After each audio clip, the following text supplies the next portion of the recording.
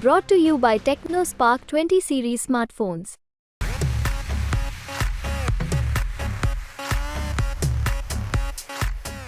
રાજકોટ લોકસભા બેઠક રાજ્યભરના રાજકારણનું એપિસેન્ટર બની છે. તેનું કારણ છે પરસોત્તમ રૂપાલાનું ક્ષત્રિય સમાજ અંગેનું વિવાદિત નિવેદન. અને હવે રાજકોટ લોકસભા બેઠકનો જંગ વધુ રસપ્રદ બનવા જઈ રહ્યો છે, કારણ કે કોંગ્રેસના અણવર છે તે વરરાજો બનવા તૈયાર થઈ ચૂક્યા છે. આપણે વાત કરી રહ્યા છીએ પરેશ ધાનાણી, કોંગ્રેસના દિગ્ગજ નેતા. ત્યારે પરસોત્તમ રૂપાલાની ટિકિટ રાજકોટ બેઠક પરથી જાહેર થઈ ત્યારે તેમને પૂછવામાં આવ્યું, તેમનું નામ પણ ચર્ચામાં હતું. ત્યારે તેઓએ કહ્યું કે તેઓ આ વખતે અણવરથી જ અણવર બનવા માગે છે, તે વરરાજો બનવા નથી માગતા. ને હવે જ્યારે પરસોત્તમ રૂપાલા ક્ષત્રિય સમાજના વિવાદમાં ફસાયા, વિવાદ વધ્યો, ત્યારે હવે જે પરેશ ધાનાણી છે તે રાજકોટ બેઠક પરથી લડવા તૈયાર થયા છે. અને હવે રાજકોટ બેઠક પરનો જંગ કેવો થશે તે અંગે વાત કરવા માટે આપણી સાથે વરિષ્ઠ પત્રકાર જગદીશભાઈ મહેતા સાહેબ જોડાયા છે. તેમની સાથે વાત કરશું. સર, સ્વાગત છે ગુજરાત તકમાં. હવે એક તરફ જે ક્ષત્રિય સમાજનું જે આંદોલન હતું તે પણ ચાલી રહ્યું છે. પરેશ ધાનાણી પહેલા ના પાડતા હતા, કહેતા હતા કે હું અણવરથી ખુશ છું, ને હવે અચાનક વરરાજો બનવા તૈયાર થઈ ગયા. શું કારણ લાગી રહ્યું છે?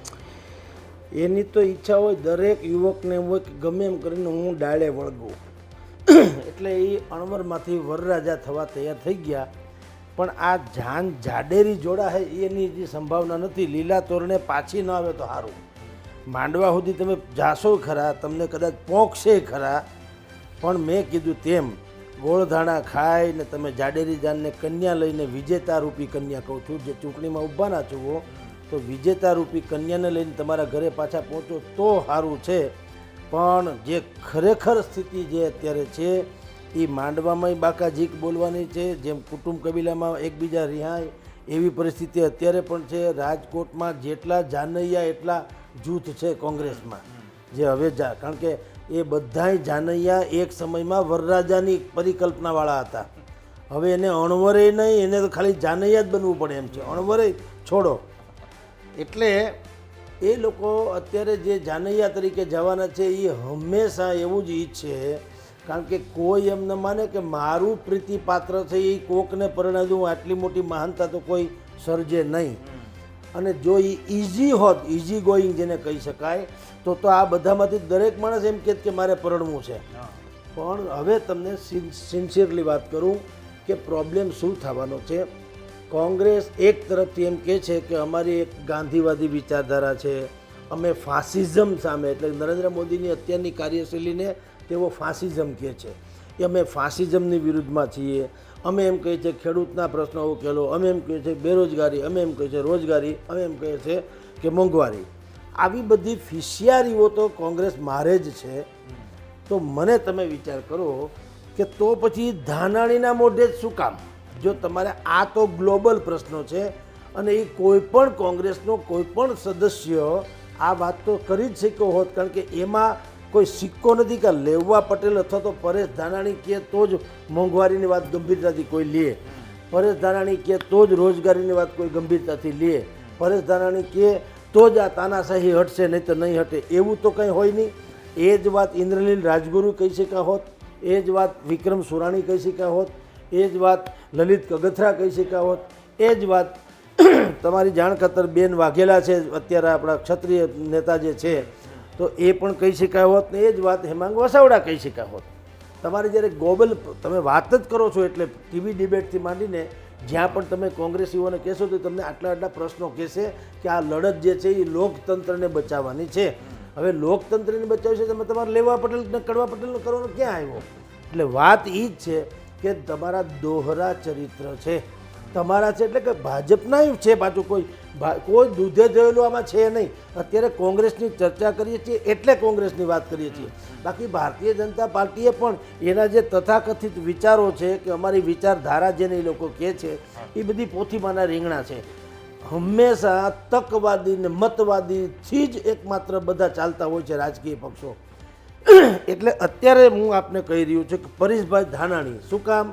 એને એમ ખબર છે કે અહીંયા કડવા પટેલ ભાઈ પરસોત્તમભાઈ રૂપાલાને ભારતીય જનતા પાર્ટીએ ટિકિટ આપી છે, એટલે આપણે કડવાને આપી તો આપણે લેવાને મૂકો, તો આ તો જ્ઞાતિગતની જ કાયદેસરની થઈ ને, તો જ્ઞાતિગતની તો તમે વિરોધ હતા ને. આ તો એ સાબિત કરી દીધું કે તમે ગાંધીવાદીની વાતો કરો છો, પણ તમારા જીન્સ અને વોર્વન્સમાં કાયદેસરનો જ્ઞાતિવાદ જ છે. તમે બેઝિકલી તક તો એના જ ઝડપી, તમે એને જ ઢાલ બનાવ્યું. નહીં તો તમારી પાસે રાજકોટના 22-24 લાખ મતદારો છે. કોઈ માણસ પરસોત્તમ રૂપાલાની સામે બાથ ભીડી શકે એવો તમને ન મળ્યો. અને માની લ્યો કે તમને ન મળે તો ધૂળ પડી એવા પક્ષમાં કે એક માણસ તમને એને લાયક ન મળે, એ કેવું કહેવાય? પણ લાયક એક નહીં, હજારો છે.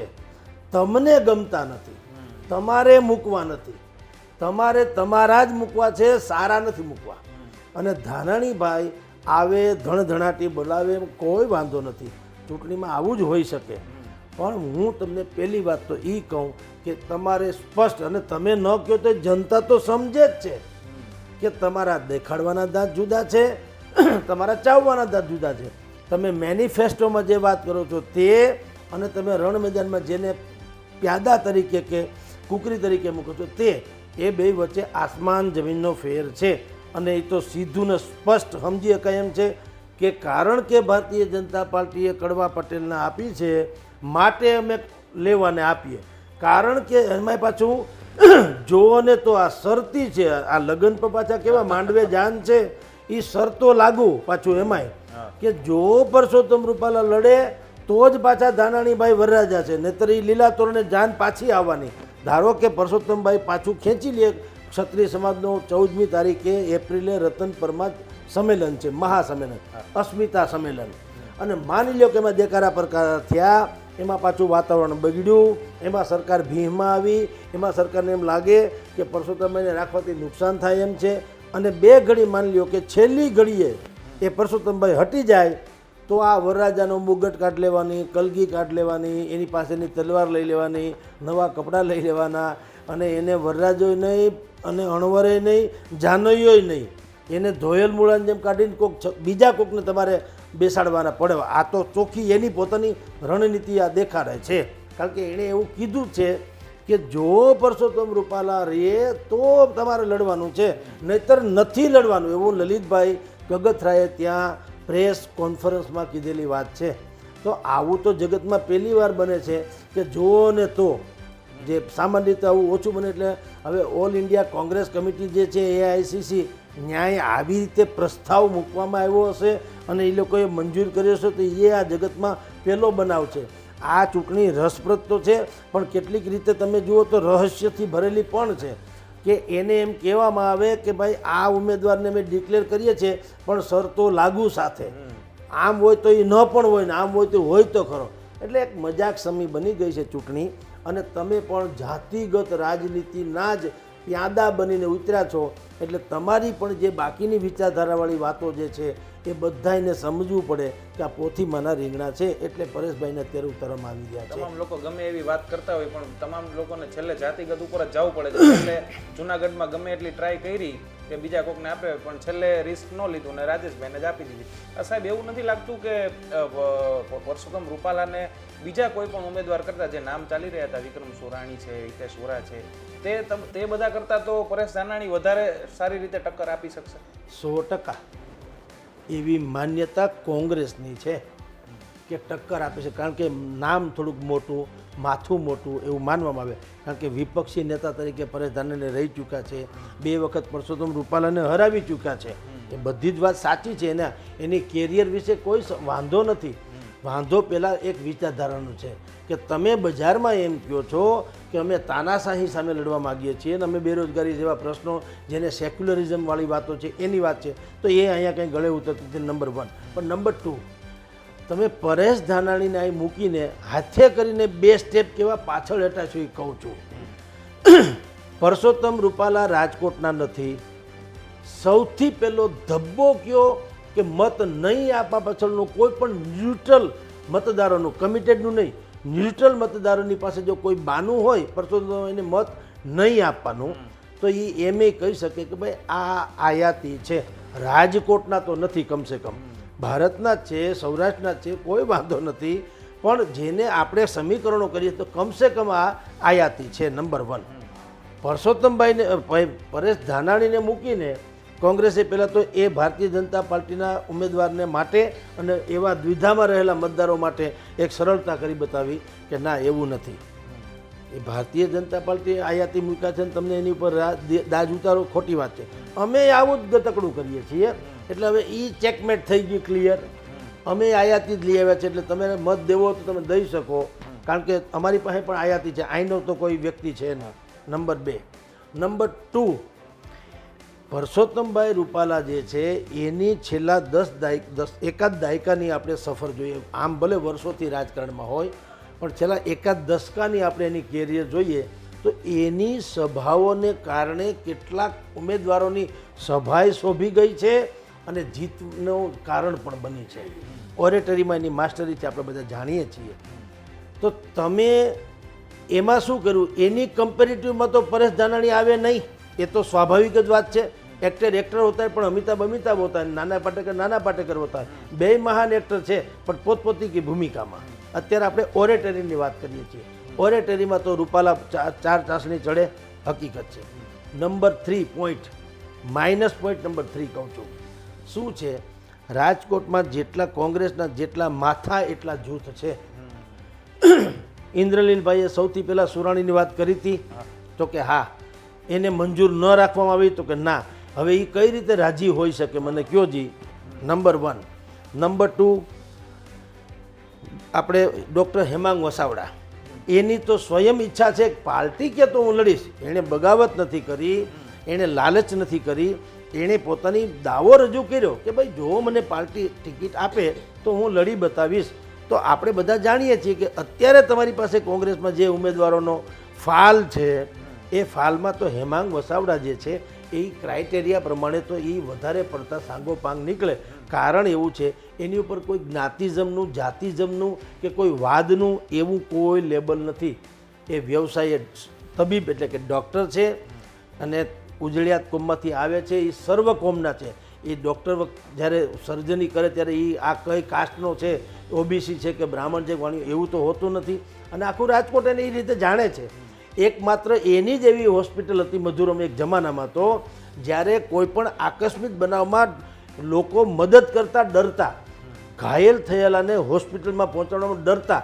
કારણ કે તમે જો એને ખાનગી હોસ્પિટલમાં દાખલ કરો તો તમારી ઉપર કેસ થતો, તમે સિવિલમાં કેમ ન લઈ ગયા. એનો અર્થ એમ છે કે આ ઘાયલ જે આવ્યા છે એને અકસ્માતમાં કાં તમારી શંકાસ્પદ ભૂમિકા છે અને કાં તમારે કંઈક સ્વાર્થ છે વગેરે એવા કેસ એક જમાનામાં થતા. સરકારે પછીથી તો એ કાયદો બદલાવી નાખ્યો, પણ it was the only hospital, Madhuram hospital, કે જ્યાં આવી રીતે કોઈ પણ ઘાયલને સીધા પહેલાં લઈ આવી શકાતા હતા. એ પહેલી હોસ્પિટલ બની હતી.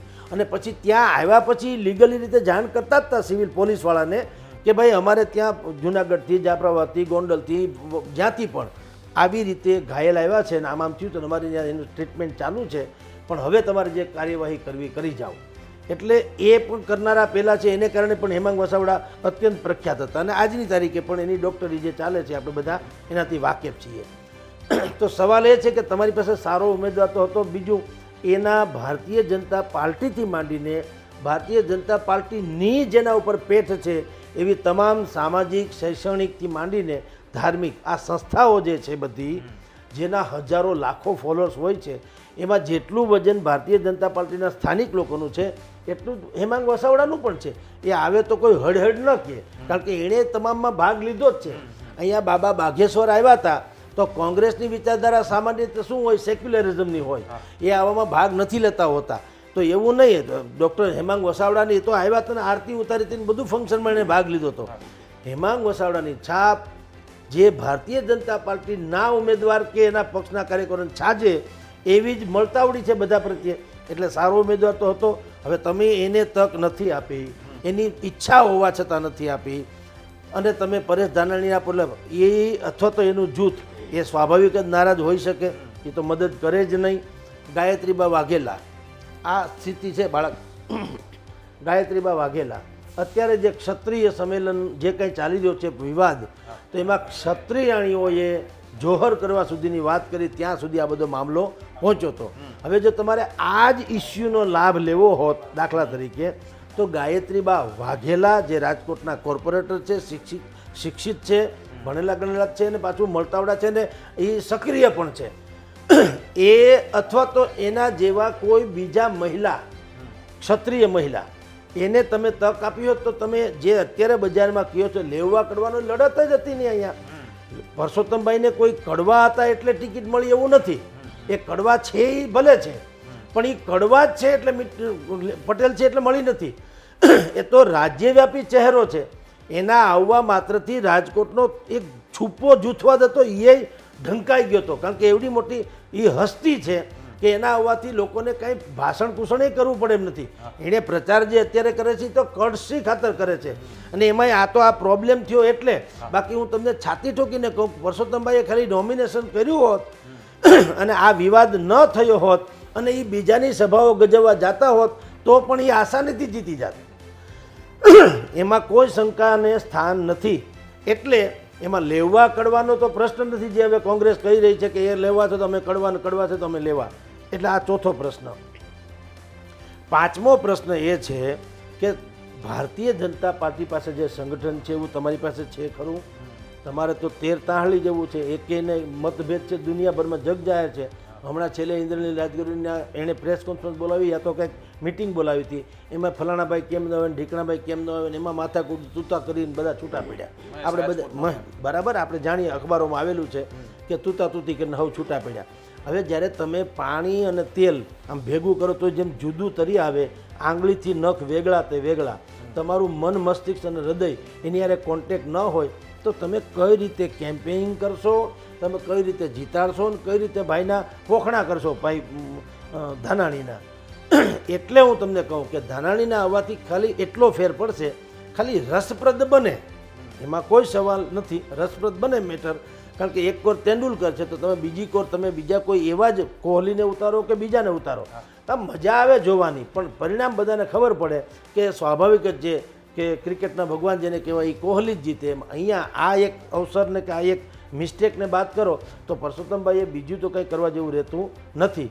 એટલે આ કેસમાં પરસોત્તમ ભાઈને પરેશ ધાનાણીને ઉતારીને હું તો પહેલેથી કહેતો આવું છું કે ભલે ગમે એમ હોય, આ વરરાજાના હાથમાં શોભે એવું મોતીનું નાળિયેર નથી, આ હોળીનું નાળિયેર છે. કારણ કે જૂથવાદ કોંગ્રેસમાં એવું બને કે કોંગ્રેસમાં જો આવો જૂથવાદ ન હોત ને તમામ લોકો એક સાથે મળીને જે પરેશ ધાનાણી છે ને સ્વીકારી લે તો કદાચ ટક્કર તો આપી જ શકત પરસોત્તમ રૂપાલા. 100% જો એવું આ લોકોને છે ને ફોટોજેનિક પણ કરતા નથી આવડતું. આપની જાણ ખાતર શિવલાલભાઈ વેકરિયાએ જ્યારે પક્ષપલટો કરીને એની લાઈફની ભૂલ કહો કે એના લાઈફની એક મોટો ઇવેન્ટ કહો, શિવલાલ વેકરિયાએ જ્યારે પક્ષપલટો કોંગ્રેસમાં કર્યો, ભારતીય જનતા પાર્ટી છોડીને કોંગ્રેસમાં આવ્યા હતા, ત્યારે એણે પહેલાં, કારણ કે એ મૂળ ભાજપી એટલે એને એ ખબર જ હોય કે સમાજમાં કઈ રીતે પ્રદર્શિત થવું, ત્યારે ડૉક્ટર શાંતાબેન ચાવડા પણ વિદ્યમાન હતા.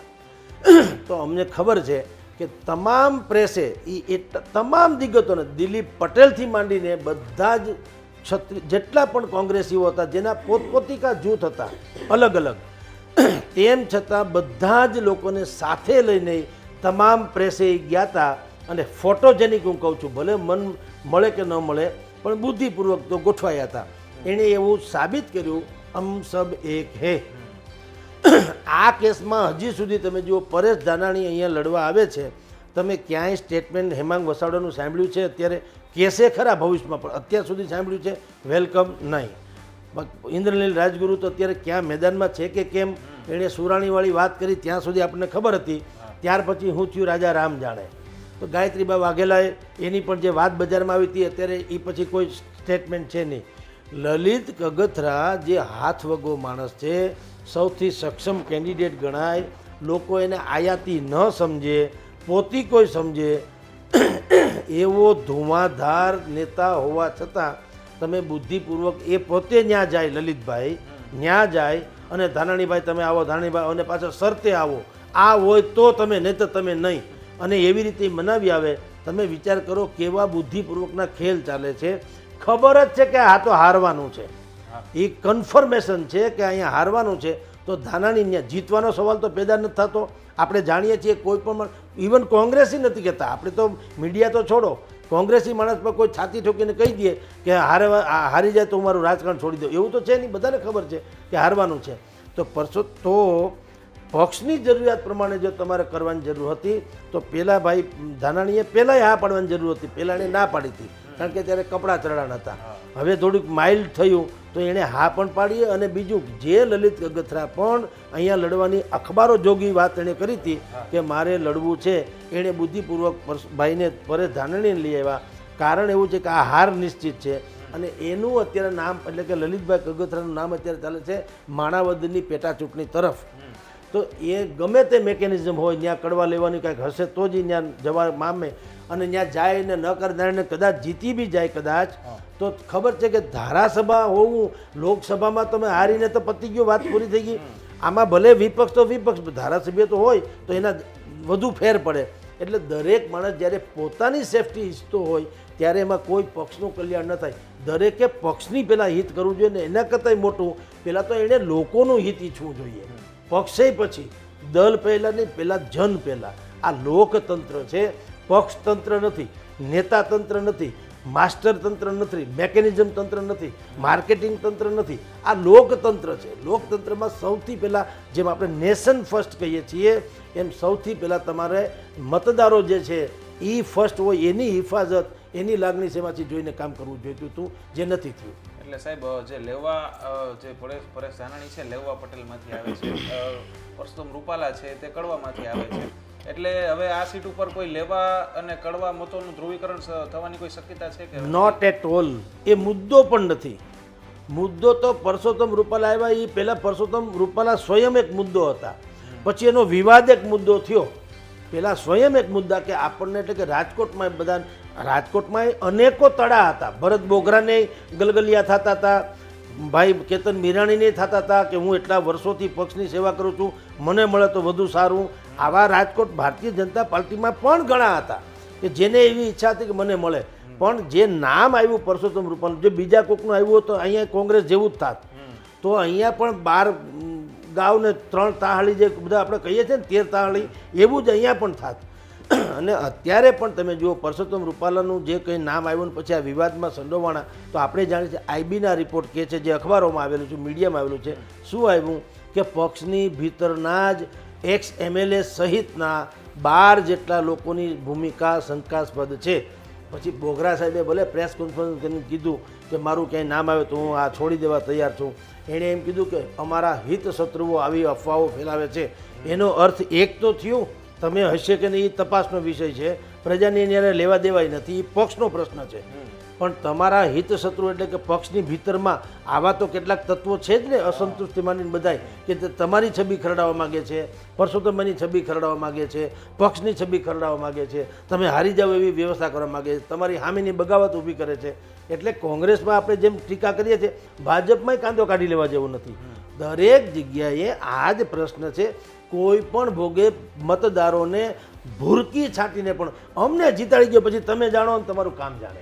સાહેબ છેલ્લે આપણે ડિબેટ કરી તેમાં તમે ક્ષત્રિય આંદોલન વિશે કીધું હતું કે હવે થોડુંક રાજકીય થઈ રહ્યું તેવું લાગી રહ્યું છે. અને આજે જે રમજુભા જાડેજા છે, આગેવાન છે ક્ષત્રિય સમાજના, તેમણે સ્પષ્ટતા કરી કે હવે આ આંદોલન છે તે રાજકીય નહીં થાય તેવું અમે ખાસ ધ્યાન રાખશું. ને હવે 14 તારીખે રાજકોટમાં મહાસંમેલન છે. અત્યાર સુધી જે સંમેલનો થઈ રહ્યા છે તેનું એક મહાસંમેલન છે જે રતનપર ખાતે રાજકોટમાં થઈ રહ્યું છે. તો આ સંમેલનમાં ફરી એક કોઈ ન્યૂટન આવે અને ભારતીય જનતા પાર્ટીને પ્રેશર આવે તેવી કોઈ શક્યતા લાગી રહી છે? પહેલાં તો આપણે જે કીધું હતું કે રાજકીય થઈ રહ્યું છે એ વાત તો સાચી સાબિત થઈ. કારણ કે એટલે જ રમજુભા જાડેજાએ કહેવું પડ્યું કે હવે પછીનું જે રતનપરનું સંમેલન છે એના મંચસ્થ કોઈ પણ પ્રકારનો રાજકીય જે બેનર ધરાવશે એવા રાખવામાં નહીં આવે. એ કેવળ ભાજપ કોંગ્રેસ એટલે એ તો છોડો, પણ કરણી સેના જે છે એ પણ 2-3 કરણી સેના છે. આ લોકો એટલે કે રમજુભા જાડેજાએ એમ કીધું કે કરણી સેનાને અમે કોને માનીએ છીએ? વીરભદ્રસિંહજીની કરણી સેના છે, એને જ અમે લોકો ક્ષત્રિયની સેના માનીએ છીએ. કરણી સેના નામ ભલે હોય પણ એ સમાજ છે, એને પોલિટિકલી વિંગ હોય એવું માનતા નથી. પણ જે શેરસિંહ રાણા કે રાજ શેખાવત, આ બંનેની જે કરણી સેનાઓ અથવા તો જે પોતપોતિકા મંડળો છે, અમે એને પોલિટિકલ માનીએ છીએ. અમે એના કોઈ એલાન સાથે સહમત નથી. અને એટલે જ તમે કહો, રાજ શેખાવતજીએ જે ગઈકાલે કે પરમ દિવસે ખાલી પબ્લિસિટી સ્ટન્ટ કર્યો આત્મહત્યાની ખોટી ગિદ્દડ ભખી ઉચ્ચારીને, તો શું કર્યું? એમાં કોઈ કરતાં કોઈ કમલમમાં ગયું નહીં, કાળો કાગડોય ફરક્યો નહીં. તો તમારું વજૂદ એક મપાઈ ગયું કે તમે જે એલાન આપ્યું હતું કે ઝંડા અને મજબૂત દંડા સાથે કમલમને ઘેરી લ્યો, તો કોઈ ભોજ્યોભાઈ આવ્યો નહીં, બધા પોલીસવાળા હતા ને બધા કોઈ કરતાં કોઈ આવ્યું નહીં. તો તમારું વજૂદે મપાઈ ગયું કે તમારા એલાનનું શું આવે. એટલે સરકાર હવેથી તમારી જે કહેવાતી ઇમેજ છે એનાથી ફાટી પણ ન પડે. શેરસિંહ રાણાએ કીધું કે અત્યારે અમારું એક 100 નામનું મંડળ તો છે, પણ એ મંડળ છોડો, પણ જો ક્ષત્રિય સમાજ આમની સાથેનો અન્યાય થતો રહેશે તો હું એક નવી પાર્ટી બનાવી અને તમામ ક્ષત્રિયને ઊભા રાખીશ. અર્થાત તમે પાછા પોલિટિકલી વિંગમાં તો આવી જ ગયા છો. એટલે રમજુબા જાડેજાએ કહી દીધું કે અમારે તમારી એને કંઈ લેવા દેવા નથી. એટલે હવે પદ્મિનીબા વાળાથી માંડી, જેપી જાડેજાથી માંડી, પીટી જાડેજાથી માંડી, શેરસિંહ રાણાથી માંડી કે શેખાવતસિંહજીથી માંડી, આ બધા જે કોઈ અને આના સિવાયના જે કોઈ રાજકારણમાં હોય તે એને કોઈ મંચસ્થ રાખવામાં નહીં આવે. એટલે આનું હવે પોલિટિકલી હાઇજેકિંગ જે થતું હતું એ એણે અત્યારે અટકવાની કોશિશ કરી. નંબર 1. નંબર 2, હવેનું સંમેલન થશે શું? કારણ કે જે અગાઉ થઈ ગયા એના જેવી સ્થિતિ અત્યારે તમે જુઓ, બહારના લોકોને ખબર નથી. એટલે કહું છું કે એને માને છે કે સ્થિતિ એનો છે, એટલે ન્યાય વળી પાછું મારી નાખો, કાપી નાખો એવી જ વાત થતી રહેશે અસ્મિતાના નામે. પણ પરંતુ એવું નથી. ભીતરમાં એક મેકેનિઝમ ચાલી રહ્યું છે. રમજુબા બાપુ કે આખી સંકલન સમિતિ જે છે એના સૂત્રો એણે કેટલીક વાતોમાં લચીલાપન દાખવવાની કોશિશ કરી છે. એણે એમ કીધું કે ઓકે, પહેલામાં પહેલી ડિમાન્ડ અમારી છે પરસોત્તમ રૂપાલાની ટિકિટ રદ થવી, તે એમાં કોઈ શંકાને સ્થાન નથી. પણ એ એકમાત્ર નહીં, એમાં હવે વિકલ્પો ઉમેરાણા. પહેલાં નહોતા. એ નહોતા, એ આ પોલિટિકલ વિંગને કારણે હતા. અને આ જે સમજુ સમિતિ હું એને કહીશ, રમજુબા જાડેજાની નેતૃત્વ હેઠળની જે સંકલન સમિતિ છે એને હું સમજુ સમિતિ કહીશ. એણે કીધું એવું ન તાણવું જોઈએ તૂટી જાય. કારણ કે બેઝિકલી આપણે બધા અહીંના તો છીએ ને, ક્ષત્રિય સમાજ છે કે પાટીદાર સમાજ છે કે ભારતીય જનતા પાર્ટી છે, આફ્ટરઓલ બધા વર્ષોથી સાથે તો છે જ.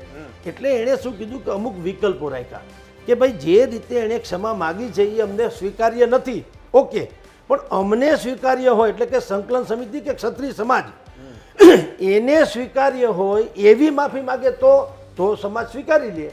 હવે એ કેવી એ સમાજમાં ત્યારે નક્કી કરવામાં આવશે. સમાજ જાહેર કરે કઈ પ્રકારની માફી તમારે જોઈએ છે. આ નંબર 1. નંબર 2, ક્ષત્રિય સમાજની બીજી કેટલીક ડિમાન્ડો પણ છે. હું અત્યારે આપને અહીં ઉજાગર એટલા માટે નથી કરવા માગતો કારણ કે એના મિસયુઝ થવાની સંભાવના છે.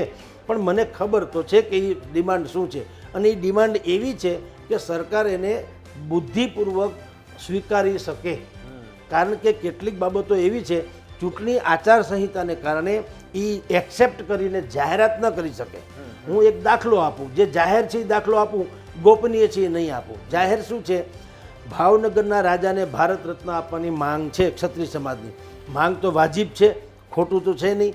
દેશનો અખંડ નકશામાં સામેથી કોઈએ રજવાડું પહેલું સમર્પિત કર્યું હોય તો ભાવનગરના રાજાએ કરેલું છે. એટલે એને ભારત રત્ન આપવાની વાત જે છે એ વાત વાજિબ છે. અને આપણે જાણીએ છીએ બિહારથી માંડી કર્પૂરી ઠાકોરને આપવામાં આવ્યો છે. અત્યારે બાકી બધા લોકોને ભારત રત્ન હમણાં રેવડીની જેમ બાંટવામાં આમ જુઓ તો આવ્યો, જે વિપક્ષવાળા કહે છે કે આ રેવડીબાજી કરી છે. હાલાકી જેને મળ્યા છે એ જે તે લોકો ભારત રત્નને લાયક જ હતા, એને કોઈ ઇનકાર ન થઈ શકે. પણ જેનું ટાઈમિંગ છે ચૂંટણી પહેલાંનું, એટલે વિપક્ષો કહે તમે રેવડીબાજી કરી. હવે એ છોડો, પણ ભારત રત્ન માટે ભાવનગરના નરેશ જે હતા એ લાયક છે, એમાં તો કોઈ સંદેહ નથી. પણ શક્ય છે કે એની એ માગણી અત્યારે ચૂંટણી આચારસંહિતાને કારણે કદાચિત જાહેરાત ન કરે, કદાચિત એવી જે બાકી, આ મેં એક એક્ઝામ્પલ જાહેર છે એ આપ્યું, પણ બીજી કેટલીક ખાનગી 4-5 માગણીઓ મેઇન છે, જેન્યુન. બાકી તો ઘણા પ્રશ્નો હોય પણ એની વાત નથી. આ લોકો કહે છે 4-5 પ્રશ્નો અમારા મુખ્ય છે. એ જે 4-5 પ્રશ્નો છે એ પ્રશ્નોમાં જો કદાચ ભારતીય જનતા પાર્ટી કંઈક બુદ્ધિપૂર્વક વિચારીને આશ્વાસને આપે, કારણ કે મોદી ઉપર તો હજી કમસે કમ આ સમાજને ભરોસો છે. આજ સુધી કોઈ ક્ષત્રાણી, કોઈ બેન દીકરી કે કોઈ ક્ષત્રિય નેતા એણે નરેન્દ્ર મોદીને કંઈ ગાળાગાળી કરી નથી. બાકી બધા વિશે જે કંઈ બોલાણું હોય, પક્ષ કે રૂપાલાભાઈ કે, પણ નરેન્દ્ર મોદીને તો કમસે કમ એ લોકોએ કાંઈ એલફેર. તો એ એક આશાનું કિરણ છે કે હજી આમાં સમાધાન શક્ય છે. એટલે સંભવ છે અત્યારે 20 તારીખે નરેન્દ્ર મોદી અહીંથી જ ચૂંટણી પ્રચાર શરૂ કરશે એવું આજે અખબારોમાં આવ્યું છે આપણી સામે. તો 18મી તારીખે રતનપરમાં ક્ષત્રિય સમાજનું સંમેલન થાય એમ. હા, 14 તારીખે, સોરી. તો એ 14 તારીખે જે સંમેલન થાય એમાં કેટલીક બાબતો સ્પષ્ટ કરવામાં આવશે કે જો અમને આ પ્રકારનું એશ્યોર, અમને આશ્વાસન, અમને આ પ્રકારની સ્વીકૃતિ મળવામાં આવશે તો અમે કાંઈક વિચારીશું, એ ફાઇનલ વિચારીશું. તો સંભવ છે કે ત્યાર પછી જે 14 પછીનું 20મી તારીખનું નરેન્દ્ર મોદીનું અહીંયા જે મહાસભા કે જે કંઈ થવાનું હોય તો એ વાતને સ્વીકારવામાં આવે તો આ જનજીવન કંઈક થાળે પડે. અને મને એવી શંકા શ્રદ્ધા છે કે જે મને વર્તુળોએ કીધું છે પ્રમાણે કે સંભવ છે કે તો પછી ક્ષત્રિય સમાજ સ્વયં ભાઈ પરસોત્તમ રૂપાલાના ભાલે રાજ તિલક કરે. રમજુભાઈ આજે ઈશારો એક સંકેત પણ આપી દીધો. આજે જામસાહેબનો આજે બીજો પત્ર આવ્યો તેમાં એમ લખેલું હતું કે ભલે તેમણે માફી માંગી એ સ્વીકાર્ય નહોતી, પરંતુ સમાજના જે અમુક નેતાઓ છે, અમુક ધર્મગુરુ છે, તેમની સામે માફી માગે તો સમાજે સ્વીકારી લેવી જોઈએ. અને રમજુભાઈ એવું કીધું કે જામસાહેબની વાત ઉપર અમારી સંકલન સમિતિ વિચાર કરશે. એટલે અત્યાર સુધી એવી જ વાત આવતી હતી કે અમને બીજી કોઈ વાત જ મંજૂર નથી, કે બીજી કોઈ વાત મંજૂર જ નથી, પણ હવે એ વિચાર કરશે તેના ઉપર આવી ગયા છે. ક્યાંક આ ટિકિટ રદ કરવાની માંગ કરતા બીજી જે તમે વાત કરી અમુક ગોપનીય છે, અમુક તમે જે જાહેર છે તે કીધી, એ જો સમાજ સ્વીકારી લે તો ક્ષત્રિય સમાજ માટે એ વધુ સારું રહેશે ને વધુ ફાયદામાં રહેશે. જુઓ સાહેબ, બિલકુલ વાત સાચી છે. પરસોત્તમ રૂપાલાની ટિકિટ રદ ધારો કે તમે કરાવી દો, 2 ઘડી માની લઈએ, તમે અત્યારે વિજેતા થઈ શકો ને ગામાખામાં કહી શકો, બોલી નાખે, પણ એ તો પાછું બીજા કોઈ રાજ્યમાંથી કે ગમે ત્યાંથી રાજ્યસભાના સભ્ય થઈને પાછા તો જે તે સ્થળે બિરાજી શકે એમ તો છે જ. પણ આ કરવાથી શું થવાનું છે તમને કહું. આ થઈ જાય એટલે પાટીદાર સમાજ અને ક્ષત્રિય સમાજ એ બેયમાં તો એક તો થાય ને હવે, કારણ કે આવું થયું એટલે પાટીદાર શબ્દ આવ્યો. પહેલાં તો પાટીદારોમાં લેવા કડવા તો હાલતું જ હતું, એમાં એકતા તો હતી નહીં, પણ શત્રુ એક છે તો બંને મિત્રો થઈ ગયા. પાકિસ્તાનની યાર લડત થાય તો કંઈ કોંગ્રેસ વિપક્ષમાં ન રહીએ, પછી શાસક પક્ષમાં પણ આવી જાય, કહી દઈએ હમ તમારે સાથે. કારણ કે દુશ્મન જ્યારે પરદેશી છે ત્યારે બધા ભારતવાસી થઈ જતા હોય છે. અત્યારે આ કેસમાં આવું થયું કે રૂપાલાની સામે આવું જો ક્ષત્રિય સમાજ આવું નિર્ણય કરાવડાવે, ટિકિટ પાછી ખેંચાવડાવે તો પાટીદાર એક થાય, અને પાટીદાર એક થાય તો ક્ષત્રિય અને પાટીદારની જે વર્ષો જૂની આપણે વેરભાવના જામણી એવું જ પાછું વાતાવરણ થાય. પહેલી વાત તો એ. એટલે આ તમે જેમ કેમ લચીલાપન જો અપનાવવા જઈ રહ્યું હોય ક્ષત્રિય સમાજ તો એમાં જરાય ખોટું નથી. કારણ કે કોઈ વસ્તુ મેં કીધું એમ જે ગાંઠ ખુલી શકતી હોય એને ત્યાં કાતર મૂકવાનો કોઈ અર્થ નથી. એટલે જગ્યા માણસ કહે છે હંમેશા કે થોડીક જગ્યા રાખવી. આ બારી બારણે આપણે રાખીએ છીએ એને જગ્યા રાખી કહેવાય. બારણું બંધ હોય બારીમાંથી નીકળી શકાય. એટલે આ જગ્યા રાખતા જાય તો એની સમજણ છે કે ભાઈ હાલો આપણા જે ધર્મગુરુ છે ક્ષત્રિય સમાજના, એ ધર્મગુરુ આપણા જે છે એની સન્મુખ ભાઈ પરસોત્તમ રૂપાલા સમાજ કે એ ભાષામાં, સમાજ કે એ શૈલીમાં, સમાજ કે એ રીતે ક્ષમાયાચના કરે. અને જો ગુરુ આદેશ આપે કે ભાઈ હું સમાજને કહું છું કે તમે આને હવે સ્વીકાર્ય ગણો અને માફી આપી દો, તો ક્ષમા વીરસ્ય ભૂષણમ તો તમારું અમસ્તું ક્ષત્રિય સમાજનું એક સ્લોગન જેવું છે, જય માતાજી જેવું જ. તો એ સંભવ છે. જો આવું થાય તો રૂડું છે, એમાં જરાય ખોટું નથી. પીએમ મોદી ગુજરાતના પ્રચારની શરૂઆત અને બીજા તબક્કાના જે પ્રચારની શરૂઆત છે તે રાજકોટથી કરવાના છે. એ ખાલી સંયોગ છે કે પછી એક સંકેત પણ છે? ના, બુદ્ધિપૂર્વકનો સંયોગ જ નથી, સંકેત છે. સંયોગ બયોગ તો કાંઈ નથી. જો પરસોત્તમભાઈ રૂપાલાએ એનો ચૂંટણી પ્રચાર ક્યાંથી શરૂ કર્યો? એનો ચૂંટણી પ્રચાર શરૂ કર્યો માં આશાપુરાના મંદિરેથી. પાટીદારોના કુળદેવી તો માં ખોડલ ને માં આપણે ઉમિયાજી છે. તો જો ખરા અર્થમાં એણે પોતાની રીતે જો કરવું હોય તો એથી આગળ કહું, આપણે પાટીદારે પછી છીએ, બ્રાહ્મણે પછી છીએ, પહેલાં તો આપણે હિન્દુ છીએ. તો હિન્દુમાં તો શું હોય, સૌથી પહેલું કામ શુભ કરવું હોય તો ગણેશ વંદના સિવાય તો થાય નહીં.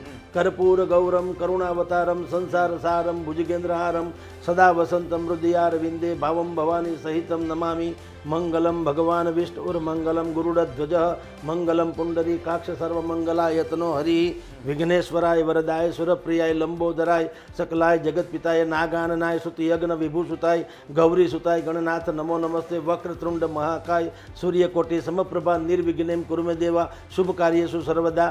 આ બધું જ શું છે, સૂચવે છે શું? તમારું મંગળ કામ થાય ગણપતિ સિવાય પહેલું જ ત્યાં આવે, પછી બીજી બધી વાત થાય. તો એ બધું મૂકો, ગણપતિજી એક કોર રાખો, ઉમિયામાં એક કોર રાખો, ખોડલ માતા એક કોર રાખો. તમારે આશાપુરાના મંદિરે જઈને નતમસ્તક થવાનું કારણ શું છે? એ પ્રયોગ છે, સંયોગ નથી. એમ નરેન્દ્ર મોદી પણ જો રાજકોટથી આ કરે તો એ એક પ્રયોગ છે, સંકેત પણ છે કે હે છાત્રજનો, જ્યાં તમને મુશ્કેલી પડી, તમારું હૃદય દુભાણું અને જ્યાં રાજકોટમાં બધો ડખો થયો છે, હું મારા ચૂંટણીનો પ્રચાર અહીંથી કરું છું. એટલું જ નહીં, તમને હું કાંઈક એવું આશ્વાસન આપીને કરવા માગું છું જેથી કરીને તમારી ભીતરમાં પ્રજ્વલિત વિરોધની આગ છે એ શમી જાય અને તમારી અમી દ્રષ્ટિ અમારી ઉપર પડી જાય. એટલે છે તેમની જે કાર્યશૈલી છે તે મુજબ સીધા કોઈ રાજ્યમાં ચાલતી બાબતમાં ન પડે, પણ આ રીતે આવીને એક મોટો માસ્ટર સ્ટ્રોક મારી જાય તેવું બને. અને જે પરેશ ધાનાણી આવીને કોંગ્રેસે જે એક હાવ ઊભો કર્યો છે તેમાં પણ પાછું એક પરસોત્તમ રૂપાલાનું જે નામ છે તે પાછું આગળ આવી જાય. હા, બિલકુલ આગળ આવી જાય. પરંતુ એટલું તો કહું, પરસોત્તમભાઈનું આ બધું જે સાંધા મેળ કરે, આ રેણ કરે, એ ઠીક જ છે, થઈ જશે. પણ એટલો લાભ તો કોંગ્રેસને, પરસોત્તમભાઈ રૂપાલાએ કોંગ્રેસને આપી દીધો કે જે મૃતપાય અવસ્થામાં હતી, નામશેષ અવસ્થામાં હતી, લડવાથી લોકો ભાગતા હતા, એને બદલે કોંગ્રેસને સંજીવની મળી ગઈ. ધાણાની ભાજી હોય એની ઉપર તમે પાણી છાંટો તાજા થાય એમ થઈ ગયું, અને અત્યારે એ મેદાનમાં તો આવી ગઈ. આ હતા વરિષ્ઠ પત્રકાર જગદીશભાઈ મહેતા. તેમણે જે હાલની પરિસ્થિતિ ચાલી રહી છે તે અંગે સંપૂર્ણપણે બેબાક રીતે પોતાની વાત કહી હતી. પીએમ મોદી રાજકોટથી પોતાનો ચૂંટણી પ્રચાર શરૂ કર્યા છે તે અંગે પણ તેમણે જણાવ્યું હતું કે આ સંયોગ નથી, પણ એક ક્ષત્રિય સમાજને એક સંકેત જ છે. હવે આવનારા દિવસોમાં પરેશ ધાનાણી રાજકોટ આવે છે અને કયા પ્રકારના સમીકરણો રચાય છે તે જોવું ખૂબ જ મહત્વનું રહેશે. ત્યાં સુધી આપ જોડાયેલા રહો ગુજરાત તક સાથે.